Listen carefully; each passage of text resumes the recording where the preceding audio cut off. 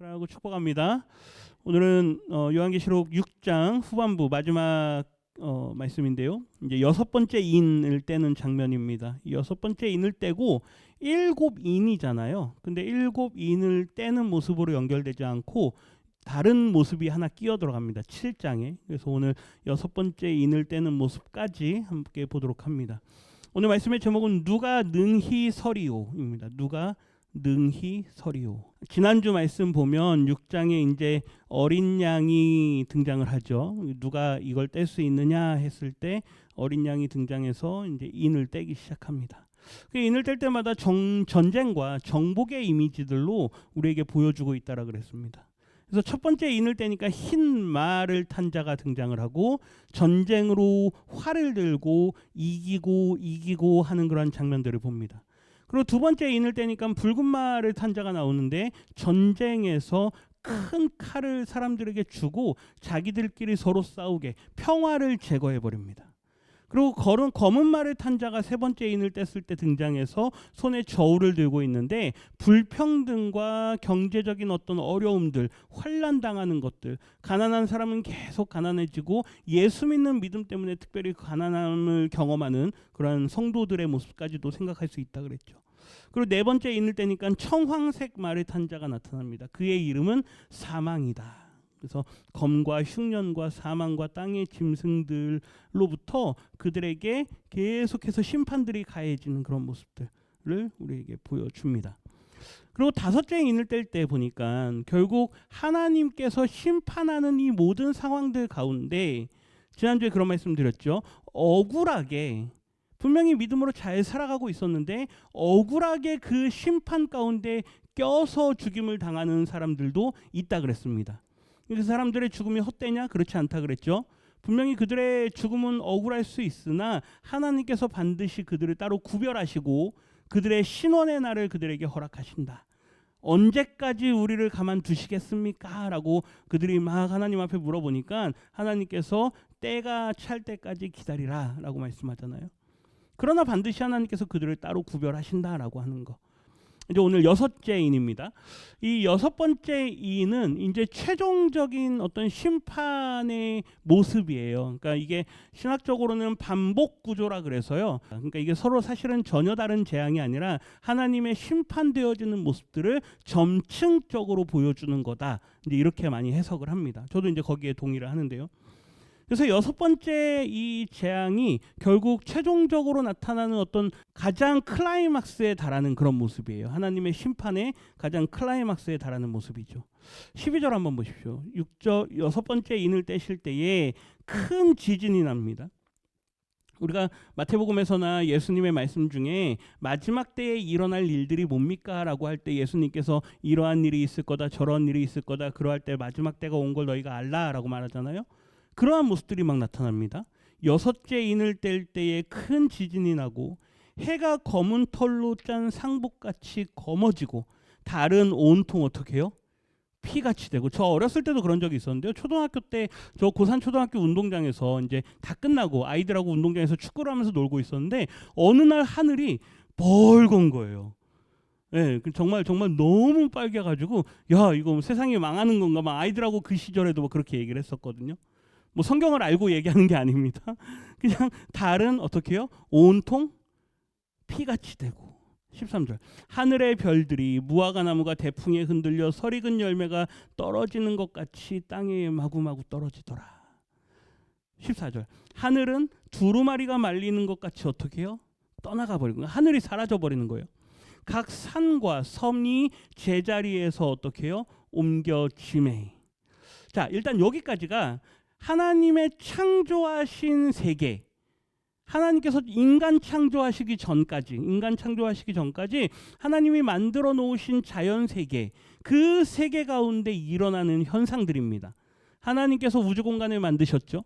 하늘의 해와 달과 별을 만드셨죠. 거기에 이제 막 공간들에 채워 넣으셨습니다. 하늘과 땅을 만드시고 바다를 나누시고 경계를 삼으시고 그리고 거기에 또 막 채워 넣으셨죠. 이 만들어 놓으신 자연 세계가요 어떻게 되는 겁니까? 다 날아가는 겁니다. 하나님께서요 그냥 한순간에 훅 날려버리시는 거예요. 산과 섬이 제자리에서 어떻게 되매 옮겨지매. 그러니까 아까 제가 말씀드렸는데요. 클라이막스입니다. 하나님의 최종 심판의 가장 절정에 이르는 단계에서 나타나는 모습들이에요. 그 다음은 뭡니까? 이제 주님께서 오셔서 최후 심판을 하는 장면이에요. 네. 이 모습이 이제 점진적으로 계속 보여질 거예요. 나중에 나팔재앙, 대접재앙 이런 거 볼 때마다 계속 반복이 되는데 보십시오. 이 모든 게 다 옮겨짐에. 그러면 이제 계시록 말씀을 조금 보신 분들은 마지막에 21장, 22장 가면 거기에 뭐가 임합니까? 새 하늘과 새 땅이 임하잖아요. 그러니까 하나님께서 세상을 새롭게 한다. 만물을 새롭게 하기 그 직전 상황이 뭐냐? 이렇게 최종 심판의 단계에 들어가는 장면이란 이야기입니다. 그러니까 지난주에도 말씀드렸는데요. 종말이 무섭지? 이 모습 보면은요 굉장히 두려워해야 됩니다. 이제 우리도 이 모습들을 다 볼 거니까 최종 종말의 때에 막 세상이 막 난리가 나는 모습들, 사람들이 심판을 당하는 그런 모습들을 다 보게 될 거니까요 분명히 두려울 겁니다. 이제 보십시오. 사람들의 모습 15절인데요. 같이 읽겠습니다. 땅의 임금들과 왕족들과 장군들과 부자들과 강한 자들과 모든 종과 자유인이 굴과 산들의 바위 틈에 숨어. 여기에요. 아담의 이미지를 우리에게 그대로 보여줍니다. 보십시오. 땅의 임금들은 누구냐면요. 사실은 아담과 같은 사람들이에요. 아담이 하나님 앞에 처음 창조함을 받을 때 그가 받았던 명령이 뭐였습니까? 너는 이 땅을 다스리라, 정복하라, 생육하고 번성하라. 그죠? 그러니까 왕적인 지위를 그에게 주셨어요. 이스라엘 백성들에게 하나님께서 처음에는 하나님이 왕이셨지만 그들이 우리에게도 왕을 주십시오라고 할 때 하나님께서 왕을 세워주십니다. 그 왕들은 하나님의 권세를 받아서 이스라엘 나라를, 하나님의 나라를 통치하는 사람들이에요. 이스라엘의 왕들도 그렇고 다 어떻게 합니까? 다 실패해요. 그러고 나서 지금 이 계시록이 쓰여질 당시에도 땅의 왕들은 다 하나님의 대리 통치자들인데 그들 역시도 어떻게 하고 있습니까? 자기들 마음대로 살아가는 왕들인 거예요. 사람들을 공의로 다스리지 않고 정의롭게 나라를 다스리지 않고 자기의 욕심대로, 자기의 권력욕대로 그렇게 세상을 다스리니까 하나님께서요 땅의 임금들을 징계하십니다. 그게 이제 우리 구약 성경의 예언서들에 보면 이제 각 나라들, 이제 그 이스라엘을 둘러쌌던 여러 나라들을 향해서 계속 심판의 메시지를 주시는 말씀들이 있어요. 에도마 막 하면서요 여러 나라들에 대해서, 애구바 막 뭐 아수르에 대해서, 바벨론에 대해서 하나님이 계속 심판의 약속을 하시거든요. 그것처럼 이 땅의 임금들은 옛날 아담과 같은 그런 권세를 받은 사람들인데 그들로부터 이어진 이 왕족들, 장군들, 부자들, 강한 자들, 이 모든 사람들이 다 부패하여진 이러한 상황들에서 이제 누구의 심판이 임하는 겁니까? 하나님의 심판이 임합니다. 아담이 범죄했습니다. 그가 벗었음을 알고 어떻게 합니까? 숨어버리죠. 그 모습이 이들에게서도 그대로 나타납니다. 아는 거예요. 다 압니다. 세상 사람들이 겉으로는 지금 그렇게 다 표현을 해도요. 마지막 때가 되면 그들은 다 알 수밖에 없습니다. 하나님께서 이 세상을 심판하실 때가 되면 그들은 자신들이 하나님 앞에서 어떻게 살았는가를 돌아보게 돼 있습니다. 그리고 그 반응이 어떻게 되냐면요. 아담과 같이 숨어버려요. 왜 그럴까요? 하나님의 크고 위대하심과 그 두려우심을 그들이 알기 때문이죠. 우리 인간이 누구로부터 나왔습니까? 하나님으로부터 나왔잖아요. 아마 우리가 범죄한 인생이라 그래도 우리는 하나님의 형상을 닮은 존재이기 때문에 이게 왜곡되고 일그러지고 찌그러졌어도 우리는 하나님의 형상을 닮은 존재이기 때문에 우리는 하나님을 알아볼 수밖에 없습니다. 그들이 숨어버려요. 두려워서요. 그러면서 16절 같이 읽겠습니다. 산들과 바위에게 말하되 우리 위에 떨어져 보좌에 앉으신 이의 얼굴에서와 그 어린 양의 진노에서 우리를 가리라. 예. 산과 바위에게 말합니다. 우리 위에 뭐하라? 우리 위에 뭐하라? 떨어져라. 누구한테요? 산과 바위한테요. 아까 막 다 막 날아갔잖아요. 그러니까 마치 아담이 처음에는 눈이 가려져 있어서 내가 벌거벗은 걸 모르고 있었던 상황과 같은 거예요. 산과 이 바위들이 이 세상에 막 있으니까 인간이 드러나지 않아요. 근데 이게 다 날아가 버리니까 누구만 남습니까? 인간만 남는 거예요. 하나님 앞에 벌거벗은 모습이 되는 거예요. 그러니까 자신들의 죄악이 하나님 앞에 다 그대로 드러나는 겁니다. 그러니까 저 위에 올라가 있는 산과 바위들한테 뭐라 그래요? 우리 위에 다시 내려와라. 아담이 뭘로요? 가지로, 잎으로 가린 것처럼요. 우리 위에 내려와라. 우리 위에 내려와서 우리를 좀 가려라. 왜요? 하나님의 그 두려우심을 우리가 볼 수 없기 때문에. 옛날 모세가요, 하나님을 대면하고 내려왔을 때 그의 얼굴에 뭐가 있었습니까? 하나님의 영광의 광채가 있잖아요. 이스라엘 백성들이 뭐라 그럽니까? 빨리 뭐 해라, 가려라. 그거 보면 우리가 뭐 하겠다? 죽겠다. 하나님을 대면하면 죽을 것 같은 그러한 마음이 우리 가운데 생길 수밖에 없다는 겁니다. 이사야 선지자도 그랬고요, 예레미야도 그랬고요, 에스겔도 그랬고요. 하나님을 대면하면 나에게 화다. 나는 죽게 생겼다. 그러는 거예요. 근데 우리는 얼마나 하나님 앞에 당당합니까? 예. 하나님 존전에 우리가 있음에도 우리는 당당합니다. 이게 차이입니다. 보좌에 앉으신 이의 얼굴에서와 그리고 그 어린 양의 무엇에서요? 진노에서부터 우리를 좀 가려줘라. 의지할 게 저 하늘에 떠 있는 바위와 산밖에 없는 거예요. 그동안에 의지한 게 뭡니까? 내 권좌, 내가 꿰차고 있는 나의 자리, 내가 들고 있는 나의 능력, 내 소유물, 이런 거를 의지하고 살았는데 그런 게 다 날아가 버립니다. 다 날아가 버려요. 그 요한계시록에서의 이제 신학적으로 산은 뭐냐면요, 권력을 상징해요. 그래서 우리가 버가모 교회에게 보내는 편지할 때 너가 앉은 그곳은 사탄의 권좌가 있는 데다. 왜 그냥 버가모가 이렇게 산악지대에 있다 그랬거든요. 그래서 계시록에서 산의 이미지는 계속해서 이런 사탄의 권세가 있는 자리로 등장을 합니다. 근데 나중에 보세요. 나중에 보면 이제 21장에 가면 저 산 위에 거룩한 성 새 예루살렘이 서는 걸 보게 돼요. 굉장히 놀라운 반전입니다. 그 이제 나중에 보고요. 그러면서 마지막 17절인데요. 같이 읽겠습니다. 그들의 진노의 큰 날이 이르렀으니 누가 능히 서리오 하더라. 아멘. 진노의 큰 날, 하나님의 진노의 큰 날, 이제 심판이 그 앞에 딱 있는 겁니다. 그러니까 앞에 뭐 산이 날아가고 뭐가 날아가고 막 이러는 건요, 이제 심판의 징조예요. 예수님께서 그러잖아요. 마지막 때가 되면 무슨 일이 있을 거냐라고 하는 건 이제 마지막 때가 되기 전에 이러한 징조들이 있을 거다. 아멘이십니까? 지금 이 징조까지 보여준 거예요, 우리에게. 그러면 뒤에는 뭐가 나오겠습니까? 심판이 나오겠죠. 근데 뒤에는 심판이 나오는 거예요. 근데 심판이 바로 안 나오고 잠깐 여기서 멈추자 그러고요, 한번 쉬었다 갑니다. 그래서 7장을 이제 6장 17절이 6장의 끝인데 7장을 우리가 보통 간주라 그래요. 간주. 그 음악에서 1절 부르고 우리 특송할 때 1절 부르고 2절 부르고 그 다음에 사이에 뭐 합니까? 간주하잖아요. 간주하는 거 뭐 하는 거예요? 네, 노래 부르는 사람들이 좀 쉬기도 하고, 그렇죠? 잠깐 정리하기도 하고 하잖아요. 그런 것처럼 이 7장이요 간주가 돼요. 하나님의 심판 이제 나온다 했는데 잠깐 쉬었다 가자 이렇게 됩니다. 네. 근데 그 쉬는 게 굉장한 은혜가 됩니다. 다음 주에 볼 거예요.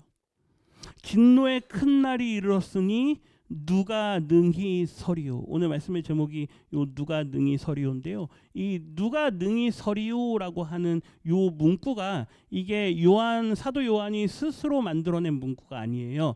이거는 구약 성경에서부터 계속 나왔던 말씀입니다. 이제 요거까지 오늘 보고 마칠 텐데요. 시편을 먼저 한번 보겠습니다. 구약의 여러 구절에서 반복이 돼요. 시편 76편 7절 같이 읽겠습니다.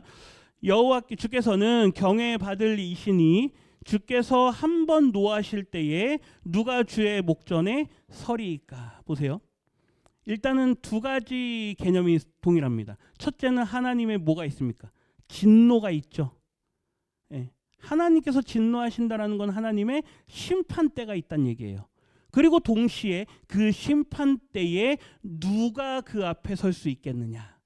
이게 구약시대부터 계속 그 사상이 있었어요. 하나님이 심판하신다. 그리고 그 심판 앞에서 그 아무 누구도 설 자가 없다 이겁니다.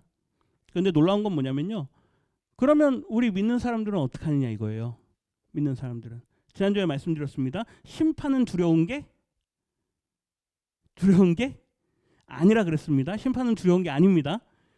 그 심판 때 우리는 보호함을 받을 거예요. 아멘이십니까? 그 심판 때 우리를 하나님께서 보호하신다 그랬어요. 그게 구약 사상에서 계속 등장해요. 보세요. 8절. 주께서 하늘에서 판결을 선포하심에 심판하시죠. 땅이 두려워 잠잠하였나니. 하나님의 창조하신 세계가 다 하나님을 알아보고 그분의 노여움을 그들이 찍소리를 못하고, 집안에서요 부모님이 누가 엄마든 아빠든 누가 한번 큰 소리 내면 아이들이 어떻게 합니까? 찍소리 못하면 긴장하잖아요. 그렇죠? 그것처럼 이 피조 세계가 하나님의 두려움 앞에 떠는 거예요. 9절 같이 읽습니다. 곧 하나님이 땅의 모든 온유한 자를 구원하시려고 심판하러 일어나신 때로다. 그러니까 심판의 목적을 분명히 아셔야 돼요. 심판은 하나님이 화나서가 아닙니다. 다시요. 하나님이 화풀이 대상으로 세상을 심판한다 그러면은요, 하나님을 잘못 이해하는 거예요. 그러니까 세상 사람들이 자꾸 하나님을 막 폭력의 하나님, 전쟁의 하나님 그러는 겁니다. 아니요. 하나님의 심판의 목적은요, 우리를 구원하시기 위한 것입니다. 이게 바뀌면 안 돼요. 그러니까 하나님이 심판하신다 그러니까 자꾸 하나님을 두려운 하나님 이렇게 보는데요. 그게 아니에요. 누구를 구원하기 위해서? 우리를 구원하기 위해서. 하나님이 왜 예수님을 심판하느냐? 하나님이 왜 예수님에게 하나님의 진노를 쏟아붓느냐? 왜 그분의 십자가의 그 모든 진노를 쏟아붓느냐? 목적이 뭐라고요? 우리를 구원하기 위해서. 아멘이십니까? 우리를 구원하기 위한 거예요. 그러니까 심판이 있고 그 앞에 능히 설 자가 아무도 없는데 우리 믿음의 성도들, 그들은 하나님께서 뭐 하신다? 보호하신다. 구원하신다. 12절 같이 읽어볼까요? 12절입니다. 그가 고관들의 길을 꺾으시리니 그는 세상의 왕들에게 두려움이시로다. 아멘. 왕들은 하나님의 대리 통치자들이라 그랬어요.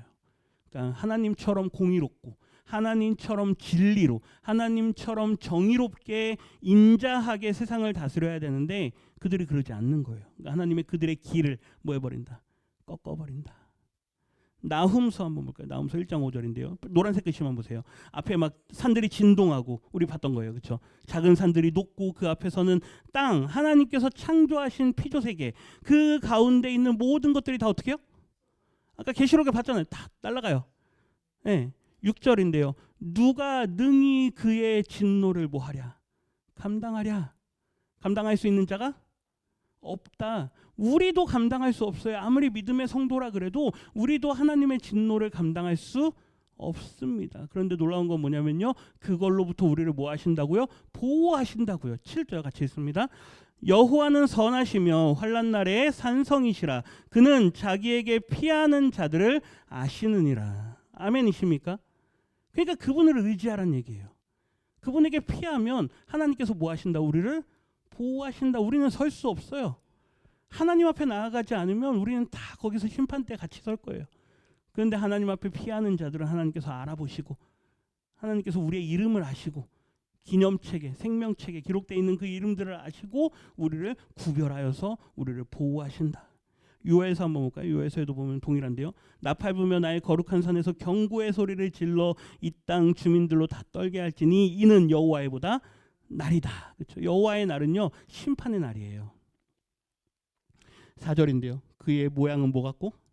말 같고. 아까 전쟁의 이미지 가운데 말을 계속 보낸다 그랬잖아요. 달리는 것은 기병 같으며. 10절인데요. 그 앞에서 땅이 진동하며 하늘이 떨며 해와 달이 캄캄하며 별들이 빛을 거두도다. 어떻습니까? 아까 계시록에 봤던 그 이미지들이죠. 그렇죠? 동일하게 계속 반복되잖아요. 11절 같이 읽습니다. 여호와께서 그의 군대 앞에서 소리를 지르시고 그의 진영은 심히 크고 그의 명령을 행하는 자는 강하니 여호와의 날이 크고 심히 두렵도다. 당할 자가 누구이랴. 여호와 앞에 설 자가 누구인가? 하나님의 그 진노의 날 앞에 설 자가 누구인가? 그런데 계속 말씀드리죠. 모두가 다 하나님 앞에 설 수 없으나 하나님은 반드시 뭐 하신다? 구원하신다. 2장 32절 상반절 같이 있습니다. 누구든지 여호와의 이름을 부르는 자는 구원을 얻으리니. 그러면서 뒤에 보면요, 시온산과 예루살렘에서 피할 자가 있을 것이다. 남은 자 중에 나 여호와의 부름을 받을 자가 있을 것이다. 그러니까 계속 구약 성경부터 계속 보면요, 하나님의 심판은 반드시 된다라는 예언입니다. 그런데 그걸로 끝나지 않아요. 심판이 목적이 아니기 때문에 심판 가운데에서 누구를 구원하신다? 믿음의 성도들을 구원하신다라는 게 구약 성경부터 계속 우리에게 주셨던 말씀이에요. 그러니까 요한이 새로운 걸 말씀하는 게 아닙니다. 하나님은 옛날부터 계속 같은 말씀을 하셨어요. 그러니까 주일날 우리가 설교 말씀을 듣는 것도 새로운 말씀을 듣는 게 아니에요. 옛날부터 계속 하셨던 말씀이에요. 다만 신학이 조금 발전되고 말씀을 해석하는 도구들이 다양해지다 보니 옛날에는 좀 이해하지 못했던 거를 조금 더 밝게 알아보는 것 정도예요. 하나님께서는 동일하게 옛날이나 지금이나 똑같은 말씀하셨습니다. 말라기서 보고 마칠 건데요. 말라기서도 보세요. 3장 2절에 그가 임하시는 날을 누가 능히 당하냐. 그렇죠. 그가 나타나는 때에 누가 능히 서리오. 누가 능히 서리오. 5절에 보면요, 그 심판을 보세요. 내가 심판하러 너희에게 임할 것이라. 점치는 자, 영적으로 부정한 사람들이에요. 간음한 자, 도덕적으로 타락한 사람들, 거짓 맹세하는 자, 하나님의 이름을 모독하는 사람들이에요. 계속 보세요. 품꾼을 억울하게 대하는 사람들, 사회적으로 불의한 사람들이에요. 과부와 고아를 업제하는 사람들, 하나님께서 연약한 자들을 돌보라 그랬죠. 나그네를 억울하게 대하는 사람들, 이방인도 돌보라 그랬어요. 우리가 계속 작년 올해 계속 하는 말씀들입니다. 마지막으로 나를 경외하지 아니하는 자들. 결국 하나님 중심으로 살아가는 것을 거부하는 사람들이에요. 그들을 향해서 내가 속히 증언하리라. 이게 조금 번역이 정확하게 하면 내가 속히 증인이 되리라. 이게 증인이 된다는 건 너희들의 불합리하고 부조리하고 너희들의 범죄한 모든 것들을 내가 다 증언하겠다. 누가요? 하나님께서요. 하나님께서 그걸 다 드러내시면 누가 감히 서겠습니까? 그 앞에. 마치 아까 전에 산과 모든 게 다 날아 올라갔을 때 우리가 벌거벗은 모습으로 하나님 앞에 서 있는 것과 같은 모습이에요. 하나님이 다 드러내신다고요. 그럼에도 불구하고 하나님은 구원하시기를 기뻐하시는 줄 믿습니다. 이 고난주간의 메시지는요, 이거예요. 우리가 당하는 고난이 있을 수 있습니다. 환난도 있을 수 있고요. 예수님께서 지신 십자가가 무엇을 위한 거냐? 고난을 위한 고난이면 그건 아무 의미가 없는 겁니다. 무엇을 위한 고난이요? 우리를 구원하기 위한 고난이시다. 그러니 우리는 고난 그 자체에 집중하는 게 아니라 무엇에 집중해야 됩니까? 우리를 구원하신 은혜에 집중해야 돼요. 그러니까 우리가 찬송가 중에 웬일인가 웬말인가, 그렇죠? 주께서 날 위해서 그렇게 고난 당하셨다. 우리가 막 눈물 콧물 쏟고 하나님 앞에 그 은혜에 감사하고 감격하고 거기에서 슬픈 감정에 머물러 있으면 안 된다고요. 그 다음엔 뭐 해야 돼요? 일어나야 돼요. 나를 구원하신 하나님을 찬양합니다. 나를 구원하신 하나님께 영광을 돌립니다. 그게 진정한 믿음인 줄 믿습니다. 보세요. 17절인데요. 같이 읽겠습니다. 만군의 여호와가 이르노라. 나는 내가 정한 날에 그들을 나의 특별한 소유로 삼을 것이요 또 사람이 자기를 섬기는 아들을 아낌같이 내가 그들을 아끼리니 그때에 너희가 돌아와서 의인과 악인을 분별하고 하나님을 섬기는 자와 섬기지 아니하는 자를 분별하리라. 아멘. 마지막 때에 하나님께서 뭐 하신다고요? 분별하신다고요. 구별하신다고요. 이곳에 계신 우리 성도님들을 하나님께서 한편으로 들이시고 또 한편에는 거부하는 자들, 믿지 않는 자들, 회개하기를 거부했던 자들, 그들을 한편으로 보내셔서 너희들은 저 무정행에 들어가라. 너희들은 저 영원한 심판에 들어가라. 하나님께서 마지막 심판을 하신다는 이야기입니다. 그러니까 마태복음의 말씀이든 예수님께서 하셨던 말씀들이든 계시록에 있는 말씀이든 서로 전혀 다르지가 않아요. 다 같은 얘기예요. 아까 본문 6장 17절에 보면 누가 능히 서리오 그랬잖아요. 누가 능히 서리오. 그리고 7장은 잠깐 쉰다 그랬죠. 왜 쉬냐면요, 하나님께서 우리에게 보여주세요. 이 요한의 입장에서 한번 보세요. 요한의 입장에서 저 큰 심판을 봤습니다. 요한도 구약 성경을 아는 사람이죠. 그러니까 구약의 말씀들을 사용하는 거예요. 그러면 그가 막 상상을 했을 거 아닙니까? 와, 하나님의 심판의 날에 저런 일이 있고 저런 일이 있고 막 하늘이 날아가고 막 이런 걸 다 봤으니까 얼마나 두렵겠습니까? 그리고 마지막에 누가 능히 서리오 그러니까 요한의 마음속에도 어떻겠습니까? 절망이다. 그렇죠? 요즘 사람들 하는 말로 큰일 났다. 다 끝났다.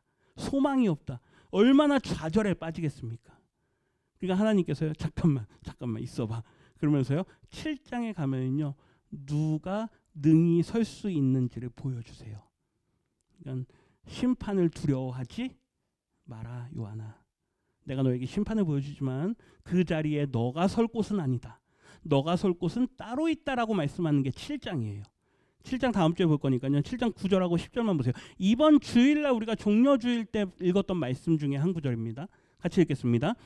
이 일 후에 내가 보니 각 나라와 족속과 백성과 방언에서 아무도 능히 셀 수 없는 큰 무리가 나와 흰 옷을 입고 손에 종려가지를 들고 보좌 앞과 어린 양 앞에 서서 큰 소리로 외쳐 이르되 구원하심이 보좌에 앉으신 우리 하나님과 어린 양에게 있도다 하니. 사람들이 막 등장해요. 사람들이 막 등장하는데 그 사람들이 누군가 보니까 각 나라와 백성과 여러 방언에서 온 세계에서 나온 사람들이에요. 그 사람들이 흰 옷을 입고, 이 흰 옷은 예수님을 믿는 믿음을 상징한다 그랬습니다. 그리고 그들 손에 뭐가 있습니까? 종려가지. 지난 주일날 초막절 행사를 왜 하느냐? 초막절 행사는 하나님이 우리의 왕이십니다. 예수님이 우리의 왕입니다. 우리를 구원하십니다. 이걸 보여준다 그랬죠. 그래서 어린 양의 유월절과 이 종려가지를 드는 구원자의 초막절이 합쳐지는 게 우리 개념으로 하면 종려주일이에요. 굉장히 중요한 겁니다. 그러면서 그들이 하는 소리, 하나님 앞에 서서, 앞에 보면요, 어린 양 앞에, 보좌 앞과 어린 양 앞에 서서 그들이 두려워했어요. 산과 바위들아 우리에게 내려와라. 그렇죠? 근데 이 사람들은 어떻게 합니까? 보좌 앞과 어린 양 앞에 서서, 누가 능히 서리오 그랬는데 그 앞에 서서 하나님을 찬양합니다. 구원하심이, 우리 그 부르는 찬양 있죠? 구원하심이 보좌에 앉으신 우리 하나님과 어린 양에게 있도다. 그 비전 찬양 가사인데요. 그 찬양을 드리는 거예요. 그러니까 하나님께서 두려워하고 있는 요한에게 심판의 날은 너를 위한 심판이 아니다. 너는 어느 자리에 있으라? 이 자리에 있으라. 이 많은 사람들, 흰옷 입은 많은 사람들 그 속에 너도 들어가서 하나님의 구원을 마음껏 뭐하라? 찬양하라. 잠깐 쉬었다 가는 겁니다. 네. 오늘 누가 능히 서리오 그랬습니다. 누가 설 수 있습니까? 누가 설 수 있습니까? 하나님 보좌 앞과 어린 양 앞에 누가 설 수 있습니까? 이곳에 계신 우리 성도님들이 설 수 있는 줄 믿습니다. 히브리서 기자가 그래서 담력을 얻는다 그래요. 우리가 하나님 보좌 앞에 나아갈 담력을 얻게 한다. 예수님을 믿는 믿음으로인 줄 믿습니다. 이 고난 주간, 이제 남은 한 주간 동안 예수님을 믿는 믿음이 우리 성도님들에게 구원의 은혜로 나타나는 귀한 한 주 되기를 주님의 이름으로 축원합니다.